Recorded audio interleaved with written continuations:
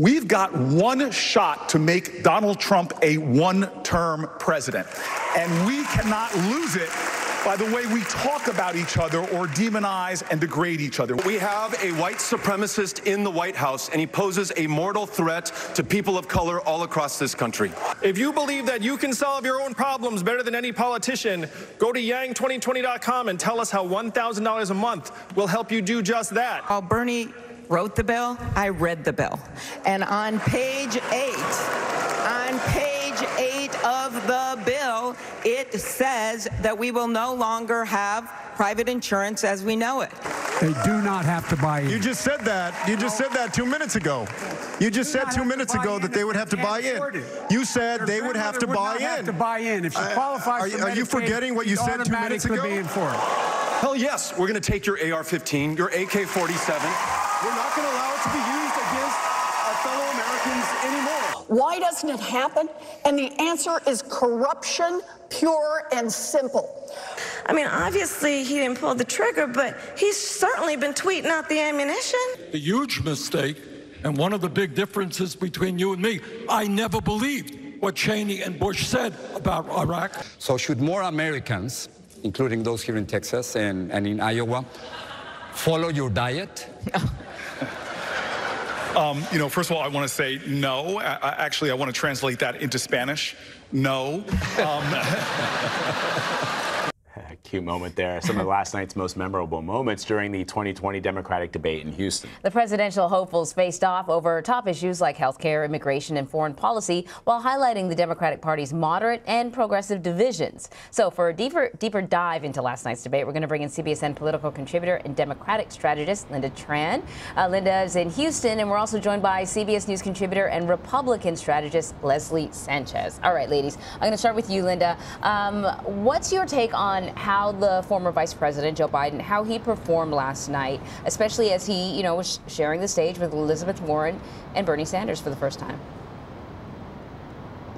Yeah, I mean, I think we have to start by understanding that Vice President Joe Biden starts just at a different level than everybody else. This is why we have seen that his numbers have consistently held. I mean, he was the sitting vice president for 8 years, and people don't question his experience. They feel like they know exactly who he is. They know what they would be getting if they were to move him forward as their nominee. The challenge for him, as we've talked about, is making sure that people understand that he is up to the challenge at this particular moment. I think last night he did what his campaign set out to do, to pivot and go on the offensive.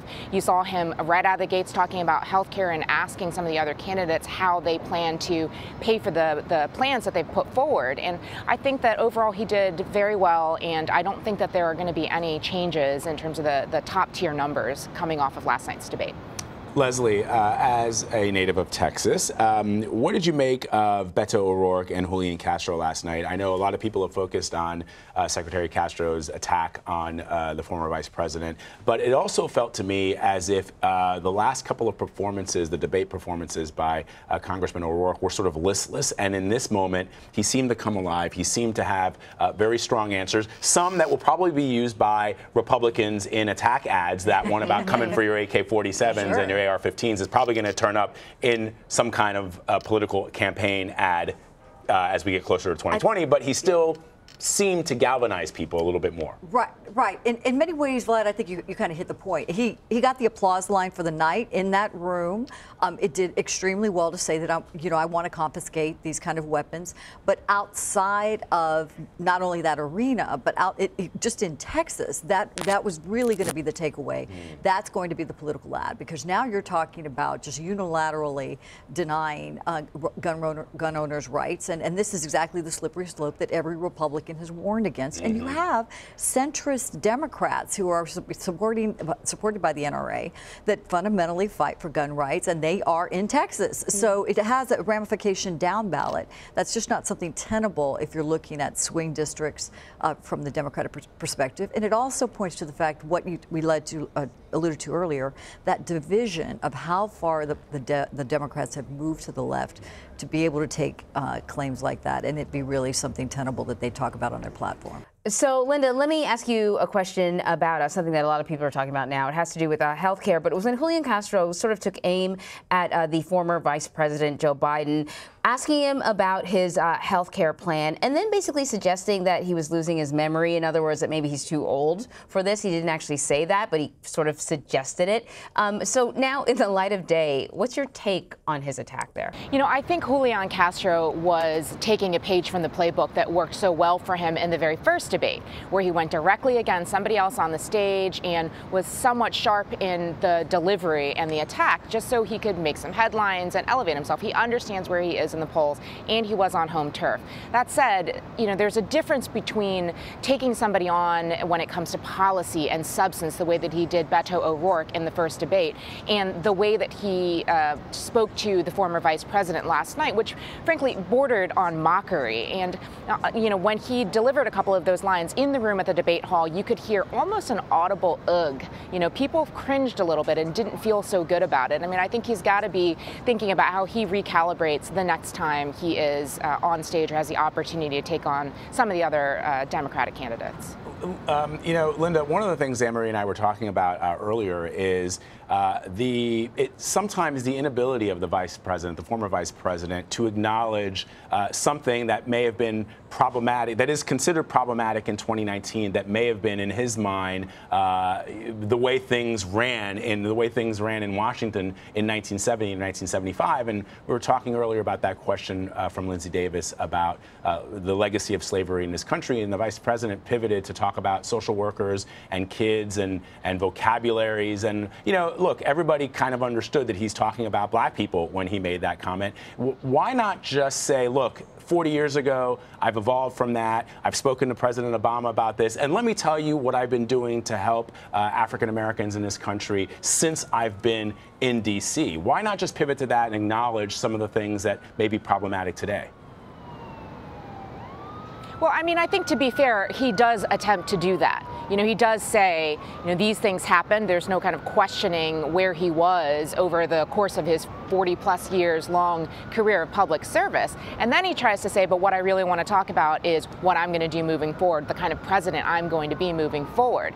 But, you know, the kinds of questions that he gets when he's on stage, the place that other folks in the field want to have him, which is on defense, makes that a little bit more difficult for him. I do think that last night was a marker, and he is moving into a different phase for his campaign and being much more proactive about what his vision is, much more proactive about differentiating himself from others who are on the stage with him.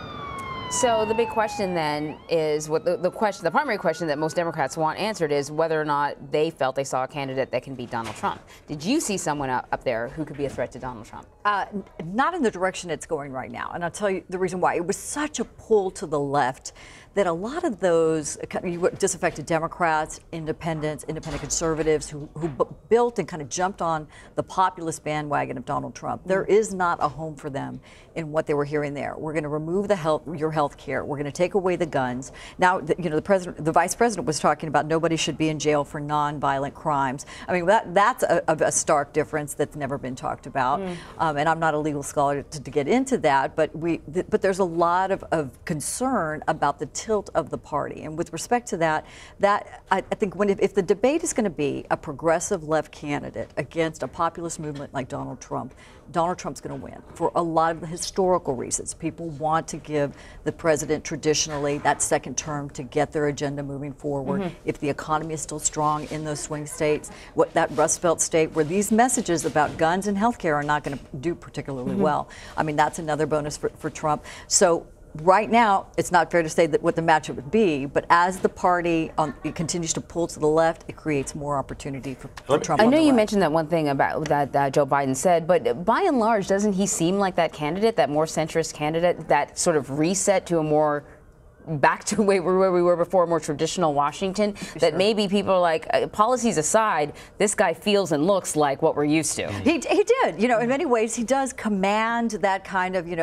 central casting for what a president would look like, and he has that experience and those bona fides. But even the tilt that he said, about these nonviolent crimes, that's a pull. There's a lot in these debates that is pulling him to the left that he's going to have to explain more thoroughly, and that are going to be the subject of political ads when you get into the general election. So that's fair. And where's the party? He's also not endorsing progressive candidates against, Democrats in primaries. Kind of the same situation Republicans had with the Tea Party movement or the Freedom Caucus when there was a lot of division internally on the right. You're seeing a lot of that on the left.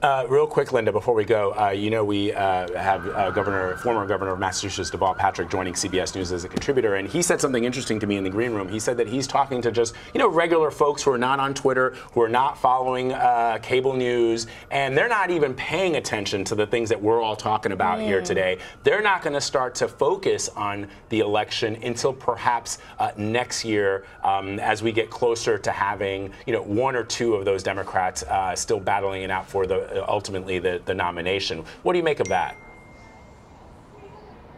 Yeah, I mean, I think that that's absolutely right. To a certain extent, the moment that we're in right now is really kind of a warm-up act to where we will be, and there will be a progression over the coming months as people start to tune in. Yesterday I was speaking to various Houstonians who told me that last night would have been the very first time they actually started paying attention, and that a lot of them hadn't really cemented their feelings, their support for individual folks in the field. So I think there's definitely room for those who are towards the bottom set to grow, and there's also room for there to be shifts. In particular, I spoke to somebody who had been an ardent Bernie Sanders supporter in 2016 and had recently shifted his thinking towards Elizabeth Warren because he just felt like she, in his words, really got it. So I think that, stay tuned. There's a lot more primary season left to go, and I think that things could shift significantly as people start to pay a lot more attention. Thank you, Leslie and Lynda.